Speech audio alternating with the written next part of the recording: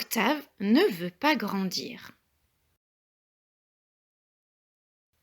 Il était une fois, loin, loin, très loin d'ici, dans un joli pays appelé Australie, un petit kangourou prénommé Octave.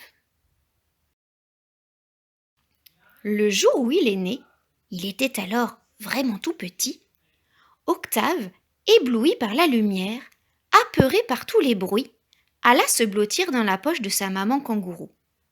Et depuis, il n'en est jamais ressorti. Car dans la poche de maman kangourou, ça sent bon, c'est chaud, c'est doux. Octave est à l'abri de tout.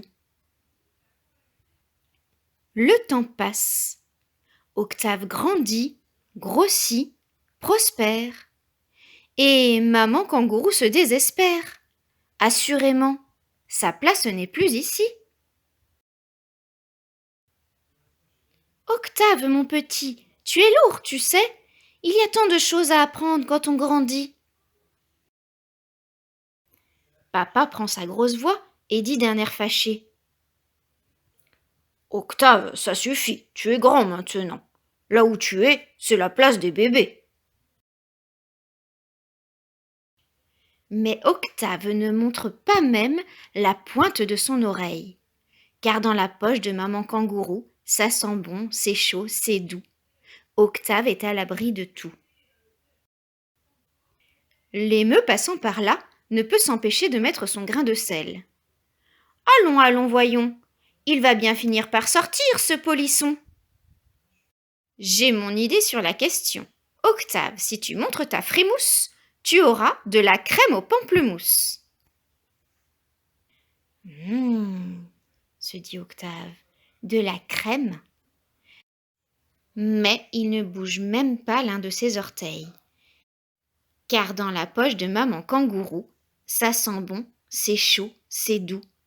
Octave est à l'abri de tout. Le singe se penche vers maman kangourou et lui dit à l'oreille.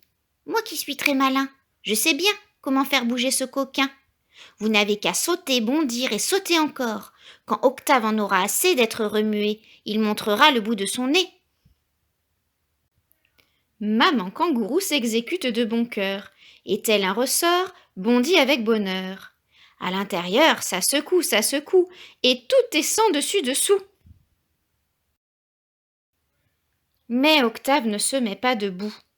Même avec des remous, dans la poche de maman kangourou, ça sent bon, c'est chaud, c'est doux. Octave est à l'abri de tout. Partout, sur tous les troncs d'eucalyptus, papa kangourou colle des affiches. Il propose une grosse récompense à celui qui réussira à faire sortir son petit gars. Et tous viennent tenter leur chance, le dingo, l'ornithorynque et même l'affreux boa.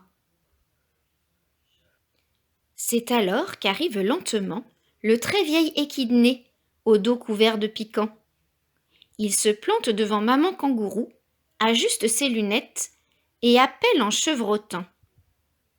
Octave, Octave, tu m'entends, mon enfant? Oui, oui, répond le petit polisson. Le sage animal s'approche un peu plus et chuchote. Te rappelles-tu que demain c'est ton anniversaire? Ben oui, réplique Octave, un peu moins fanfaron. L'échidné reste un moment silencieux, puis il souffle à nouveau.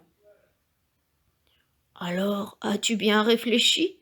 Penses-tu que dans la poche de maman kangourou, il y a assez de place pour 2 bougies et un énorme gâteau pour des amis et encore plus de cadeaux? Cette fois-ci, ce n'est plus un jeu. Octave comprend que c'est du sérieux.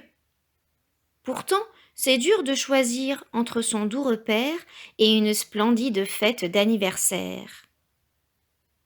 Même si pour des amis, des cadeaux et un goûter, cela vaut peut-être le coup de montrer le bout de son nez.